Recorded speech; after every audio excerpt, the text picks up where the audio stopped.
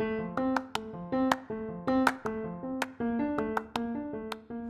good morning, everybody. How you doing? On the road again. I wanted to share something with y'all this morning. I always have something on my mind, on my big old head. I always got something going on up here. I wanted to know how many people honestly want to be their own boss. It's not me trying to sell you something, but I'm honestly asking you that. Some people think of a boss as, left, right, 1, 2, left, right. Or some people understand a boss is somebody who is either A, got their ish together, or B, constantly working to get their ish together. And I'm not talking about working in circles.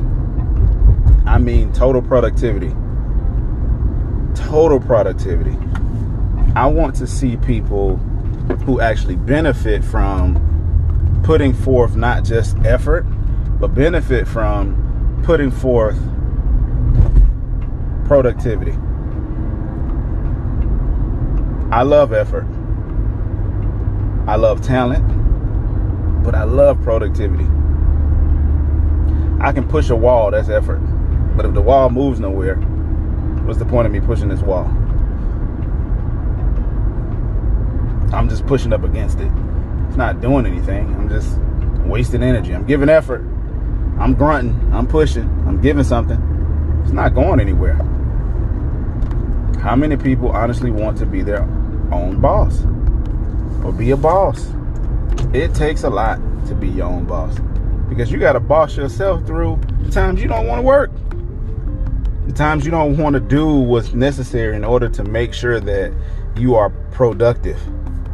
Spending time doing things that don't make any sense to you at the moment. Spending time being places that maybe not everybody would go. I mean, do you really want to be your own boss? Honestly, I'm gonna tell you the truth. Not everybody's meant to be.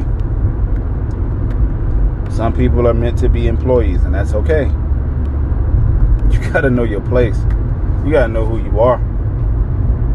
And I'm not saying that as an absolute, because I think that's unfair.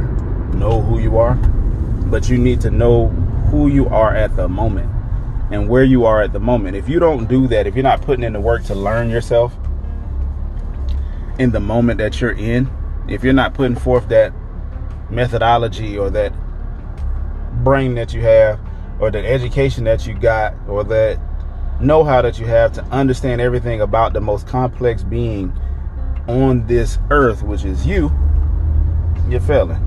You can study a million things and never study yourself, and you're still failing.